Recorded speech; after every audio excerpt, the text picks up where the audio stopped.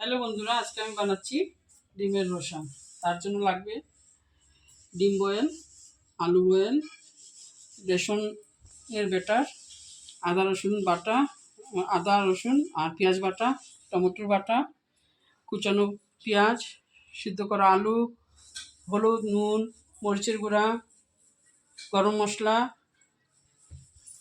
ডিমের কুসুমটা বের করে নেব।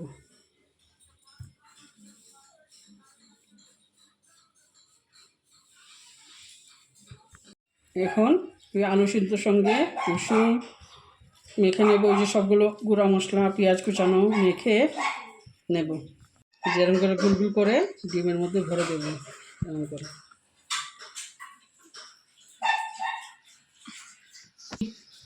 এরকম করে ভরে সবগুলো ডিমের মধ্যে এরকম করে ভরে দেবো পুরগুলো। ডিম কম থাকলে এরকম করে বানিয়ে নিলে এক এক পিস করে খাওয়া যায়। এই দেখেন, এরকম করে ভরে বেসন দিয়ে ভেজে নেব।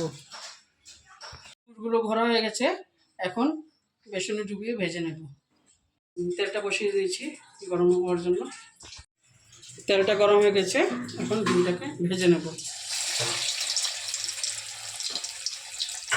তেলে দিয়েছি, এখন দু পিঠ লাল করে ভেজে নেব। ভাজা হয়ে গেছে, এখন ওই তেলের মধ্যে সিদ্ধ করে আলু ছেড়ে দেবো, একটু ভাজবো। নুন দিচ্ছি, একটু হলুদ দিচ্ছি, একটু ভেজে নেবো। এখন ভাজা হয়ে গেছে, এখন জিরা, হলুদ, লবণ, ধনিয়া আর মরিচের গুঁড়ো ভিজিয়ে রেখেছিলাম, এটা এখন দিয়ে কষিয়ে নেব। মশলাটা ভাজা ভাজা হয়ে গেছে, এখন টমেটো দিয়ে দিচ্ছি পেস্ট করা।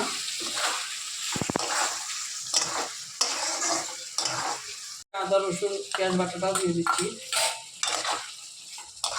এখন ভালো মতো কষিয়ে নেব।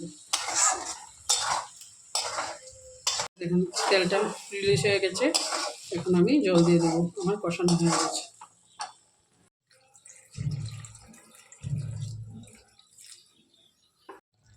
ঝুলটা বলে এসে গেছে, এখন ডিমটা দিয়ে দিচ্ছি। 5 মিনিট পরে নামিয়ে নেব। ডিমের কষাটা রেডি হয়ে গেছে, একটু ধনিয়া পাতা দিয়ে গার্নিশ করে নিয়েছি। ভালো লাগে অবশ্যই ট্রাই করবেন। Thank you.